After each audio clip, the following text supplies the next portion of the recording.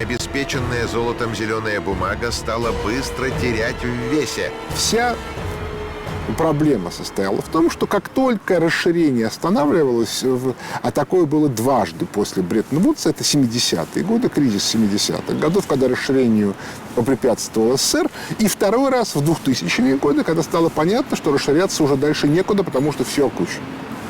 Вот в этот момент наступал кризис. По мнению экспертов, США могут вообще отказаться от доллара, если им это будет выгодно, и остальной мир останется ни с чем.